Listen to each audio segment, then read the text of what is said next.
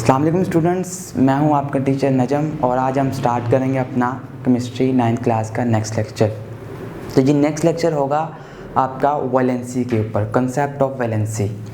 तो वैलेंसी जो है वो किसी भी एलिमेंट की एक यूनिक प्रॉपर्टी होती है। डेफिनेशन की बात करें तो it is the combining capacity of an element with other element, कि एक एलिमेंट कितनी कैपेसिटी के साथ, कितनी क़ुव्वत के साथ दूसरे एलिमेंट के साथ अटैच होता है, वो कहलाती है उसकी वैलेंसी। जी नेक्स्ट पॉइंट है इसका डिपेंडेंस। तो it depends upon the number of electrons in the outermost shell of an atom of an element. ये किसी भी एलिमेंट के एटम के लास्ट वाले शेल में, वैलेंस शेल में जितने नंबर ऑफ इलेक्ट्रॉन्स होते हैं उस पर डिपेंड करती है वैलेंसी। इसकी मिसाल इस तरह है कि अगर आप मैग्नीशियम की बात करें तो मैग्नीशियम के पहले शेल में 2 इलेक्ट्रॉन होते हैं, दूसरे शेल में उसके 8 इलेक्ट्रॉन होते हैं और वैलेंस शेल में उसके 2 इलेक्ट्रॉन होते हैं। तो वैलेंस शेल में इसके टोटल नंबर ऑफ इलेक्ट्रॉन्स हैं जी 2।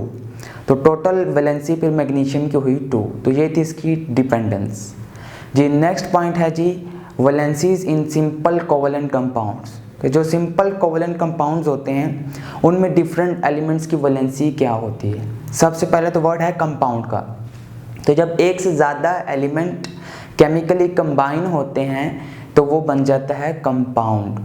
ठीक है जी। नेक्स्ट है जी कोवलेंट का वर्ड। तो कोवलेंट कंपाउंड्स ऐसे कंपाउंड्स कि जिनमें एलिमेंट्स इस तरह कंबाइन हों कि वो अपने इलेक्ट्रॉन्स को शेयर करके एक दूसरे के साथ अटैच होते हैं, अपने इलेक्ट्रॉन्स को शेयर करके अटैच होते हैं, तो देन वो कोवलेंट कंपाउंड बनता है। तो कोवलेंट कंपाउंड्स जो होते हैं उनकी वैलेंसी क्या होती है, उसके 2 पॉइंट्स डिस्कस किए गए हैं। पहला पॉइंट यह कि number of hydrogen atoms combined with 1 atom of an element, कि कोवलेंट कंपाउंड के अंदर कोई भी एलिमेंट इस्तेमाल किया गया है उसके साथ कितने हाइड्रोजन के एटम अटैच हैं। जितने हाइड्रोजन के एटम अटैच होंगे वो उसकी कहलाएगी वैलेंसी।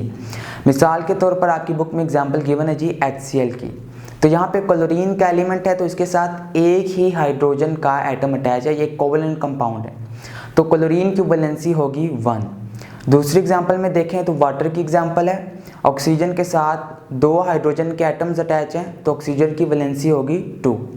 इसी तरह थर्ड एग्जांपल देखें तो नाइट्रोजन के साथ 3 हाइड्रोजन अटैच हैं तो नाइट्रोजन की वैलेंसी होगी आपके पास 3।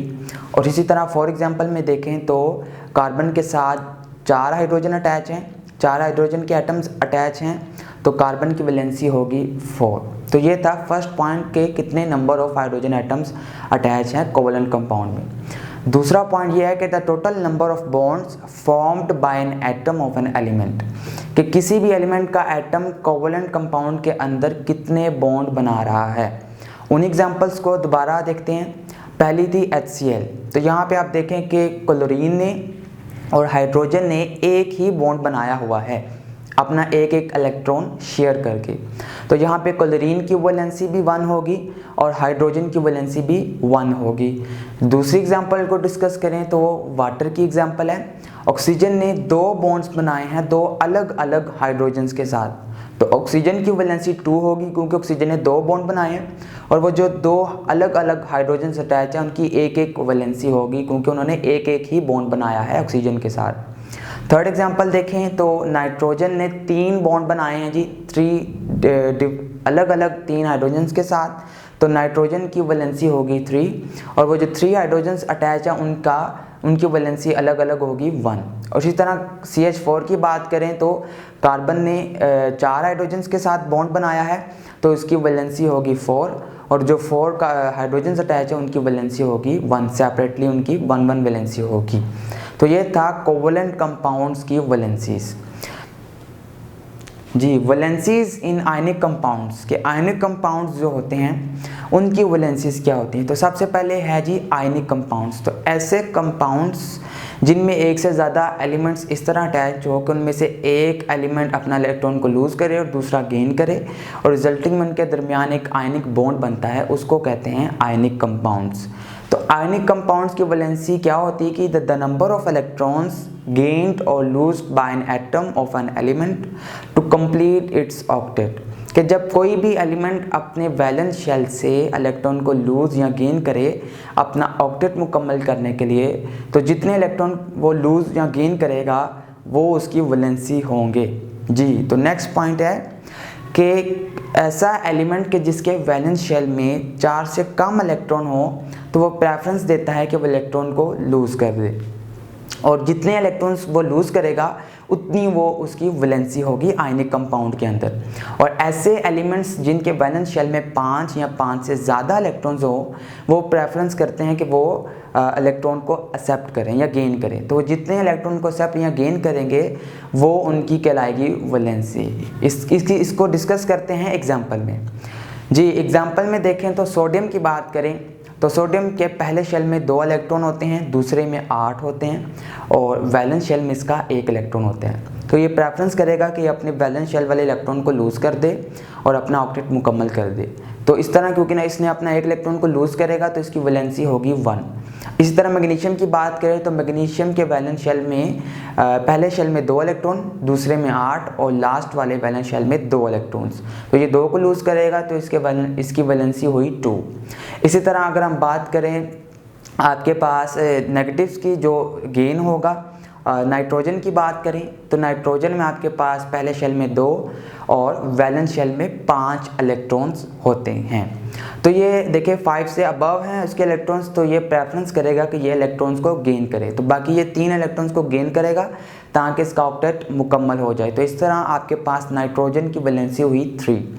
ऑक्सीजन की बात करें तो ऑक्सीजन के पहले शेल में 2 इलेक्ट्रॉन और वैलेंस शेल में 6 इलेक्ट्रॉन्स होते हैं, बाकी ये 2 एक्सेप्ट करेगा तो इस तरह अपना ऑक्टेट मुकम्मल कर लेगा। तो इसकी वैलेंसी आपके पास होगी 2। इस तरह लास्ट में एग्जांपल बात करें क्लोरीन की तो क्लोरीन के पहले शेल में 2, दूसरे में 8 और तीसरे में 7 इलेक्ट्रॉन होते हैं। तो ये 7 इलेक्ट्रॉन है तो 1 एक्सेप्ट करेगा, ऑक्टेट मुकम्मल करेगा। तो इस तरह क्लोरीन की वैलेंसी हुई 1। तो ये था आपके पास वैलेंसीज इन आयनिक कंपाउंड्स जी। नेक्स्ट पॉइंट है आपके पास के रेडिकल्स। तो group of atoms having some charge के ग्रुप ऑफ एटम्स हो, वैसे तो हम उसको कंपाउंड्स कहते थे, मगर जब ग्रुप ऑफ एटम्स हो और उनके ऊपर कोई ना कोई चार्ज हो तो फिर उसको कहेंगे रेडिकल। फिर सुन लें, group of atoms having some charge on it is called radical. इसकी एग्जांपल देखते हैं जी। सल्फेट रेडिकल है जी SO4-2, तो इसमें 4 ऑक्सीजन और 1 सल्फर देखे ग्रुप ऑफ एटम्स हैं, 5 टोटल एटम्स हैं और उनके ऊपर एक चार्ज भी है -2। तो SO4-2 सल्फेट रेडिकल कहलाएगा। इस तरह CO3-2 3 oxygen 1 carbon group of atom है और उनके ऊपर कोई चार्ज भी है। इस तरह OH नेगेटिव 1 ऑक्सीजन का एटम, 1 हाइड्रोजन का एटम ग्रुप ऑफ एटम और उनके ऊपर चार्ज भी है। तो ये सारे कहलाएंगे रेडिकल। तो ये था रेडिकल की एग्जांपल्स। नेक्स्ट हम डिस्कस करेंगे वेरिएबल वैलेंसी को, कि elements showing more than 1 valency. ऐसे एलिमेंट्स जो एक से ज़्यादा वैलेंसी को शो करते हैं उनको कहते हैं वेरिएबल वैलेंसी। इसकी मिसाल इस तरह है कि एक एलिमेंट की एक कंपाउंड में वैलेंसी कुछ और है और दूसरे कंपाउंड में उसकी वैलेंसी कुछ और है, तो उसको कहेंगे वेरिएबल वैलेंसी। एग्जाम्पल के तौर पर आपके पास आयरन है या जिसको फेरम भी कहते हैं, उसकी वैलेंसी 2 भी होती है और 3 भी होती है। कॉपर की बात करें तो उसकी वैलेंसी 1 भी होती है और इसकी वैलेंसी 2 भी होती है। इस तरह मरकरी की बात करें तो उसकी वैलेंसी 1 भी होती है और उसकी वैलेंसी 2 भी होती है। तो जिन एलिमेंट्स की वैलेंसी एक से ज़्यादा होती है उनको कंपाउंड्स में किस तरह नाम दिया जाता है वो देखते हैं। तो नेमिंग का रूल ये है कि जो लोअर वैलेंसी होती है उसके लास्ट पे हम वर्ड लगाते हैं OUS का, अस का, ठीक है जी। और जो हाईएस्ट वैलेंसी होती है उसके लास्ट पे, उसके नाम के लास्ट पे लगाते हैं IC, इक, ठीक है जी। इसकी एग्जांपल को डिस्कस करते हैं। आपके पास आयरन है जिसको फेरम भी कहते हैं। तो जिन कंपाउंड में इसकी वैलेंसी 2 होगी तो वर्ड आ जाएगा फेरस का। लाइक आपकी बुक में एग्जांपल गिवन है फेरस सल्फेट, ठीक है। तो इस कंपाउंड में इसकी वैलेंसी 2 है। अब नेक्स्ट एक और कंपाउंड आपकी बुक में गिवन है, तो इसमें इसकी वैलेंसी क्योंकि 3 है तो इसका नाम चेंज हो जाएगा फेरम से फेरिक, तो कंपाउंड का नेम होगा फेरिक सल्फेट।